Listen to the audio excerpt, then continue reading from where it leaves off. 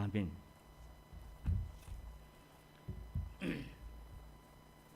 오늘 아침에는 지난 주일 공부하다만 92문 하나님의 율법에 대해서 다시 한번 살펴보고자 합니다. 다시 한번 읽어보죠. 92문 하나님의 율법이 무엇입니까? 답. 하나님께서는 다음과 같이 말씀하셨습니다. 나는 너를 애굽 땅 종되었던 집에서 인도해낸 너희 하나님 여호와로라. 제1계명 너는 나 외에 다른 신들을 내게 있게 말지니라. 제2계명 너를 위하여 새긴 우상을 만들지 말고 또 위로 하늘에 있는 것이나 아래로 땅에 있는 것이나 땅 아래 물속에 있는 것에 아무 형상이든지 만들지 말며 그것들에게 절하지 말며 그것들을 섬기지 말라. 나 여호와 너희 하나님은 질투하는 하나님인즉 나를 미워하는 자의 죄를 갚되 아비로부터 아들에게로 3-4대까지 이르게 하거니와 나를 사랑하고 내 계명을 지키는 자에게는 1000대까지 은혜를 베푸느니라. 제3계명 너는 나의 하나님 여호와의 이름을 망령되 일컫지 말라. 나 여호와는 나의 이름을 망령되 일컫는 자를 죄 없다 하지 아니하리라. 제4계명 안식일을 기억하여 거룩히 지키라. 여세 동안은 힘써 내 모든 일을 행할 것이나 제7일은 너희 하나님 여호와의 안식일인즉 너나 내 아들이나 내 딸이나 내 남종이나 내 여종이나 내 육축이나 내 문 안에 유하는 객이라도 아무 일도 하지 말라. 이는 여세 동안에 나 여호와가 하늘과 땅과 바다와 그 가운데 모든 걸 만들고 제7일에 쉬었습니다. 그러므로 나 여호와가 안식일을 복되게 하여 그날을 거룩하게 하였느니라. 제5계명 내 부모를 공경하라. 그리하면 너희 하나님 나 여호와가 네게 준 땅에서 내 생명이 길리라. 제6계명 살인하지 말지니라. 제8계명 간음하지 말지니라. 제8계명 도둑질하지 말지니라. 제9계명 내 이웃에 대하여 거짓 증거하지 말지니라. 제10계명 내 이웃의 집을 탐내지 말지니라. 내 이웃의 아내나 그의 남종이나 그의 여종이나 그의 소나 그의 나귀나 물은 내 이웃의 소유를 탐내지 말지니라. 93문 10계명은 어떻게 나뉩니까? 답. 두 부분으로 나뉩니다. 처음 부분은 하나님에 대한 우리의 태도를 가르치며 둘째 부분은 이웃에 대한 우리의 의무를 가르칩니다. 자, 이상같이 10계명은 하나님과의 언약을 표시하는 것인데요. 적어도 하나님으로부터 죄로부터의 구속의 사랑을 깨닫는 사람이라고 한다면 이 계명을 무겁게 부담스러운 마음으로 지는 게 아니라 즐겁게 이것을 지지하고 나가겠지만은 하나님에 대한 사랑, 자기가 구원받은 사실에 대한 별 감흥이 없는 사람이라고 한다면 이 계명은 무거운 것이 되고 아마 가장 부담스러운 것이 되겠죠. 하나님의 계명은 거룩합니다. 따라서 이 계명을 지키면 우리도 하나님을 닮아서 거룩하게 되는 겁니다.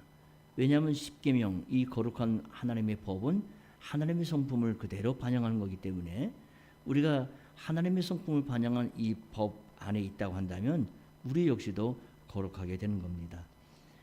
레위기 19장에서는 이웃을 사랑하는 구체적인 규례를 가르치면서 그 근본 동기를 너희는 거룩하라. 나 여호와 너희 하나님은 거룩함이다. 이렇게 말씀하셨어요.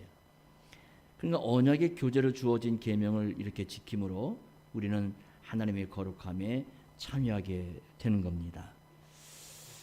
근데 우리가 지금 이 10계명을 10가지 계명을 쭉 함께 읽어봤습니다만은 이 10마디 가운데 쭉 보게 되면 8번이 하지 말라는 계명이에요. 하지 말라 그래요. 따라서 10계명은 이 언뜻 보기에는 자유를 주는 율법이라기보다는 뭔가 인간의 자유를 제한하는 것 같이 그렇게 보여져요. 하지만 이것은 하나님의 지혜 가운데 주신 말씀이라는 걸 우리가 먼저 마음에 둬야 됩니다. 첫째로 구체적인 걸 금한다는 것은 결국 모든 걸 하라는 것보다 그만큼 더 지키기가 쉬운 겁니다. 그렇잖아요. 뭔가 딱딱 찍어서 요거는 하지 마라 하는 것은 그 외의 것에 대해서는 자유함을 준다는 얘기 아니겠어요? 두 번째, 구체적인 거 금하기 때문에 다른 건 다 허용한다는 걸 의미합니다. 셋째, 금령에서부터 시작해서 더 높은 순종으로 올라가도록 하시기 위해서 이렇게 말씀하신 겁니다. 금령, 그 많은 그 명령을 순종하는 이유가 그 율법을 내신 하나님에 대한 사랑에서 나오는 것임을 깨닫도록 해서 율법의 이 핵심인 이 사랑을 깨닫도록 하는 거죠. 가령 우리가 선악과 금령을 우리가 예를 들어보면 이 선악과는 첫째 이 선악과를 금하셨는데 금령이죠. 그것도 선악과를 금하신 것은 결국 뒤집어 보게 되면 동산의 에덴 동산의 다른 나무 모든 과실을 또 따 먹을 수 있다는 걸 전제로 하고 있는 말입니다. 그렇죠? 두 번째는 구체적인 나무의 실과를 이렇게 이건 따먹지 마라 이렇게 금하신 것은 처음 시작으로 하나님의 계명을 배우고 순종하는데 그만큼 하나님의 계명을 배우는 건 쉽다 하는 걸 알려주는 거예요.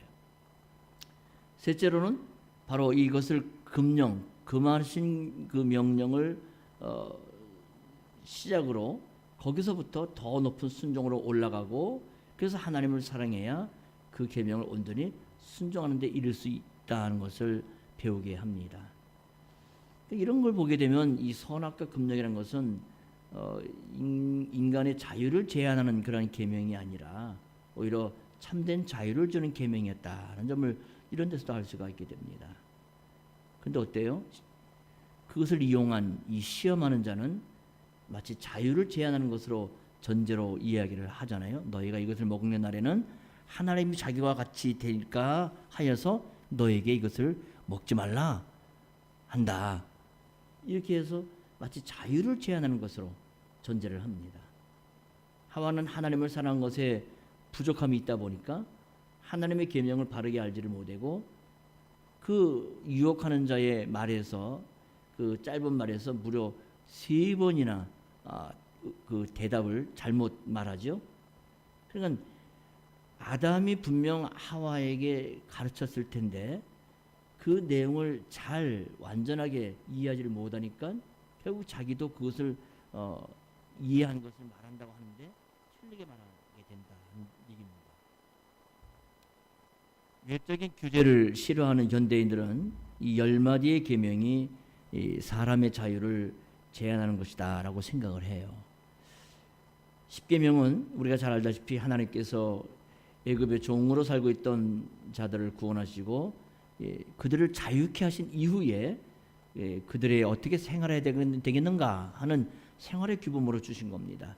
애굽 생활에서 벗어나서 구원하신 이후에 이제 너희들이 애굽의 종이 아니니 그 종의 법 아래에서 살던 법은 다 잊어버리고 이제 새로운 나라, 새로운 백성, 새로운 신분으로 너희들이 어떻게 살아가는지를 이렇게 살면 좋겠다 해서 하나님이 이 생활의 규범으로 주신 것이 10마디 계명 10계명이란 말이에요. 그러니까 10계명은 은혜로 구원을 얻은 자에게 그들의 은혜를 보존하고 하나님과의 교제를 위한 방법을 가르쳐 주신 거기 때문에 10계명 자체가 은혜라고 하는 거예요. 하나님의 계명이 없으면 걸어가신 하나님과의 교제는 불가능하게 될 것이고 다시 종의 상태로 떨어지게 되겠죠. 주의 종되었던 자들을 구원하시고 또 감사하면서 그 계명을 지키도록 하신 점에서 이 율법은 다름 아닌 자유하게 하는 온전한 율법이다 하는 점이에요. 자유케 하기 위한 거다. 뿐만 아니라 성신께서 우리 마음을 새롭게 하셔서 하나님도 또 이웃도 사랑해 그 계명을 지키게 하시기 때문에 이것이 자유의 율법이 되는 겁니다. 이웃을 사랑하라는 계명을 지키면 자유함이 있지만 이웃을 미워하게 되면 부자유함이 있다는 것은 우리가 뭐 가르쳐주지 않아도 우리 생활 속에서 다 경험하고 있는 것이 아니겠어요? 누군가를 미워하거나 누군가하고 등지고 살게 되면 그 얼마나 부담스러워요. 그죠? 그 사람이 내가 어디를 가야 되는데 혹시 그 사람과 그 장소에서 마주치지 않을까? 또 내가 어느 행사에 참여하는데 그 사람도 거기 참여하지 않을까? 해서 굉장히 마음이 부담스럽고 살아가는 게 굉장히 힘이 든단 말이에요. 그러니까 이게 얼마나 부자연스럽겠습니까? 이런 사실을 있는데도 십계명을 자유를 제한하는 것으로 생각한다면 그는 육신의 종이고 죄의 종임을 스스로 나타내는 것이 되고 마는 겁니다. 사람들은 계명이 자유를 억압하는 것이다라고 생각을 해요. 계명은 자유와 반대라고 생각하지만 사실 계명은 자유를 얻은 자에게 그들의 은혜로 받은 자유를 유지하면서 살아가도록 하기 위해 은혜를 주신 겁니다. 그리스도께서는 우리를 자유케 하시고 언약의 법을 주셨어요. 죄를 범하면 죄의 종이지만 하나님의 계명을 어기지 않고 지키는 것이 참 자유가 되는 겁니다. 그리스도를 떠나면 율법을 우리를 정죄하지만 그리스도 안에서 구원을 얻은 우리에게는 율법이 자유를 주고 우리를 하나님께로 이끌게 되는 거예요. 그래서 이 믿음이라는 것은 율법을 세우는 거지 믿음이 율법을 없애는 것은 아닙니다. 본성적으로 하나님과 이웃을 미워하는 성향이 있는 사람으로서는 율법을 지킬 수가 없어요. 오히려 율법 때문에 더 죄를 짓지요. 하지 말라고 하니까 더 하고 싶어요. 이렇게 하면은 죄가 된다 하니까 그럼 그걸 이용해서 다른 방식으로 생활을 꾀하기도 합니다. 이게 우리의 근본 문제예요. 우리가도 보면 나라의 어떤 법을 딱 제정해 놓으면 그 법을 이용해서 사람들은 또 다른 편법을 발달시키잖아요. 그게 우리 본성이란 말이에요. 따라서 우리는 율법을 온전히 성취하신 그리스도를 의지해야 되고 그분이 보내신 성신을 의지해 살아가야 됩니다. 그리스도께서는 율법으로 그의 백성을 자신에게로 묶으셨어요. 해방시켜 주셨기 때문에 이제는 모든 일에서 그리스도를 섬기고 살아야 되는 겁니다. 이 십계명의 전문인 출애굽기 19장 5절서 6절의 이 말씀은 사실 베드로전서 2장 9절에서 신약 교회에 그대로 적용이 되는데요.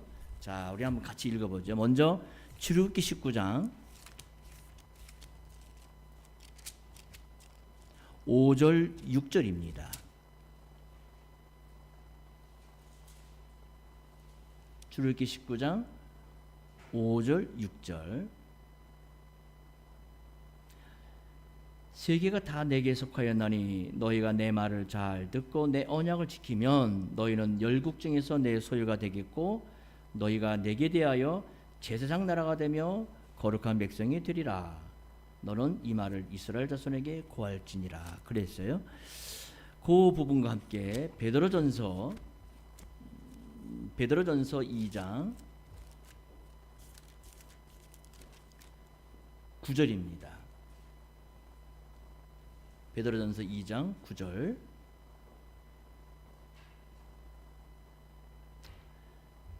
오직 너희는 택하신 족속이요 왕 같은 제사장들이요 거룩한 나라요 그의 소유된 백성이니 이는 너희를 어두운 데서 불러내어 그의 기이한 빛에 들어가게 하신 자의 아름다운 덕을 선전하게 하려 하심이니라. 그랬습니다. 어때요? 같지요? 같은 말씀이에요. 그러니까 구약 이스라엘 백성들에게 내셨던 출애굽기 19장 이 5절 6절의 말씀이 베드로전서 2장 9절에 보니까 신약 교회에 그대로 적용이 됐던 겁니다. 육적 할례를 받은 이스라엘이 아니라 이처럼 마음의 할례를 받은 우리가 진정한 이스라엘이 되기 때문에 시내산에서 이스라엘 백성이 하신 말씀이 다름 아닌 우리에게 하신 말씀이 되는 겁니다. 혹시 우리는 십계명을 받는 그 장엄하고 영광스러운 모습을 보지 못한 데서 차이점을 느낄 수도 아마 있을 겁니다. 이스라엘 백성들은 시내산에서 엄청난 광경을 목격을 했는데 우리는 그런 걸 보지도 못한 사람들 아니냐? 그렇지 않아요. 우리가 더 복됩니다. 그 광경을 아무리 보았다 할지라도 믿음이 없으면 단순한 두려움에 그치고 말 것이고 또 그것은 아무리 멋진 모습, 와우 그런 함성을 지른 그런 광경을 봤다 할지라도 시간이 흐름과 함께 그것은 점점 사라지기 마련이에요. 우리는 창조의 장엄하고 위대한 광경을 보지를 못했지만 창조주 하나님을 믿는 데는 아무런 불편함이 없는 사람들이에요. 고린도후서 4장 6절에 어두운 데서 빛이 비추라 하시던 그 하나님께서 예수 그리스도의 얼굴에 있는 하나님의 영광을 아는 빛을 우리 마음에 비추셨다는 이 말씀대로 그리스도를 통해 창조주를 더 밝히 알게 됩니다. 성신께서 우리의 어두운 마음에 빛을 비추지 아니하신다면은 뭐 어떤 광경, 어떤 체험을 우리가 경험한다 할지라도 그것으로 진리에 이를 수는 없는 거예요. 성신께서 빛을 비추실 때 우리의 어두운 마음이 환해지고 창조주께 바른 경배와 찬송을 드리게 되는 겁니다. 신약의 하나님의 백성이 이룬 것은 다름 아닌 하늘의 시온산이에요. 구원을 얻은 우리가 신의 산만이 아니라 하늘의 시온산에 이르러서 하나님의 언약의 그 계명을 받게 되는 겁니다. 여기서 우리는 나는 예수 그리스도를 말미암아 너희를 죄책과 죄의 권세에서 구출한 여호와다 하는 그러한 놀라운 구원의 선언을 듣게 됩니다. 이스라엘이 오직 은혜로 구원을 얻은 것처럼 이 신약의 백성들도 오직 은혜로 구원을 얻었습니다. 우리는 그리스도 안에서 선한 일을 위해 새로 지음을 받은 자들이에요. 먼저 복음이 오지만 복음은 새로 지음을 받은 우리를 선한 일로 묶어줍니다. 하나님께서 우리를 택하신 것은 거룩하고 흠이 없는 삶을 살도록 하시기 위함이에요. 이처럼 하나님께서 이 십계명을 통해서 하나님의 여호와 이름을 선언하시고 그 언약의 말씀과 함께 우리에게 친히 나오셨어요. 하나님이 우리에게 오신 겁니다. 구원의 은혜를 받은 우리들은 언약을 맺으면서 이 우리에게 오시는 하나님께 사랑으로 우리도 함께 나가야 되는 겁니다. 십계명을 언약의 맥락에서 우리가 이해하지 않는다면은 십계명은 한낱 도덕적인 법칙으로밖에 여기지 않게 될 겁니다. 우리는 이 언약의 법 안에서 삼위 하나님과 교제하게 돼요. 그리스도께서는 하나님의 율법을 완성하셨고 또 성신께서는 우리가 그것을 지키게 하십니다.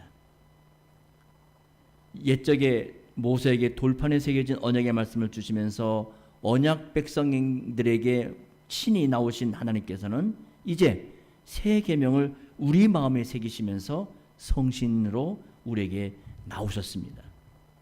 바로 여기에 신약 백성의 특성 또 깊은 책임이 있게 되는 거예요. 그래서 근본적인 사실은 십계명이 하나님께서 친히 말씀으로 내려주신 하나님의 계명이다 하는 사실이에요. 하나님의 계명을 사람의 계명으로 만드는 것에 대해서 주님은 크게 책망하셨지요. 바리새인들을. 십계명이 하나님의 언약의 말씀이라는 사실을 항상 생각하지 않으면 언제라도 우리는 그 십계명을 마치 도덕률로 생각하고 상대적인 우월감에 만족하며 살아가게 됩니다. 왜? 나는 이런 법을 지켰어. 근데 너는 뭐야? 이러면서 상대를 비교하면서 자기의 도덕성을 내세우기도 한단 말이죠. 그렇게 되면 결국은 이 계명을 주신 하나님의 의도와는 전혀 다른 모습으로 뒤틀리게 되는 겁니다. 근본적인 관점이 뒤틀어지는 거예요. 십계명은 하나님의 말씀이고 우리는 다른 사람과 나를 비교할 게 아니라 그 말씀을 하신 하나님 앞에서 책임을 지는 겁니다. 하나님께서 각 사람이 주신 만큼 그 책임을 지는 거예요. 이처럼 신자는 자기의 선행에 대해서 의식하지 않고 살아가는 사람이 신자입니다. 공로감이 자기 마음에 쌓이지 않고 오른손이 하는 걸 왼손이 모르게 하는 것이 신자예요. 구원의 은혜에 감사하면서 살아가는 사람은 그러한 열매를 자연스럽게 맺어가면서 살게 됩니다. 이런 점에서 바리새인은 우리의 반면 교사가 돼요. 그들은 율법을 아무리 부지런히 지켰지만은 그 잘 지킨 걸 그걸 의지하고 그 율법을 가리키는 하나님과의 교제는 정작 놓치는 사람들이에요. 그들에게 상대적인 우월감이 자신들에게 있었겠지만은 본질에 있어서는 그들은 이방인과 전혀 다를 바가 없었다는 점이에요. 이처럼 도덕적인 생활한 것은 하나님 앞에 보잘 거 없는 거예요. 그건 결국 자기 사랑의 연장일 뿐입니다. 다른 사람을 사랑하는 것이 아무리 진실된 것이라 할지라도 하나님의 언약의 말씀을 떠나면 그건 자기 사랑의 연장일 뿐이다. 우리는 이 십계명 서문을 배우면서 이런 것들을 마음에 두고 다음 주부터 시작되는 제1계명 또 2계명 이 계명들의 그 법정신이 뭔지를 쭉 살펴보도록 하겠습니다. 기도하죠. 거룩하신 하나님, 오늘 아침에도 지난 시간에 이어 이 10마디 말씀, 이 십계명을 주신 하나님의 그 의도와 또 이 법을 받는 자로서의 신자의 태도와 그 책임이 무엇인지를 이 아침에 생각해 보았습니다. 주님, 여전히 저희들은 죄성이 있어서 이런 하나님의 법을 우리가 받고 또 지키면서도 그것이 어느덧 자기를 내세우는 자기 사랑의 수단으로 전락할 수가 있음을 고백합니다. 주님, 그러나 결코 이것은 자기를 자랑하기 위한 수단으로 주신 법이 아니라 하나님을 사랑하기 위한, 하나님 백성으로서 어떻게 하나님을 사랑할 수 있게 되는지를 알게 하신 방도이로 우리가 잘 깨달아서 항상 하나님을 사랑하고 또 이웃을 사랑하는, 그래서 이 땅에서 참다운 주님의 건전한 교회의 모습을 이뤄가는 저희 모두가 될 수 있도록 주님 은혜를 내려 주옵소서. 예수 이름으로 기도합니다. 아멘.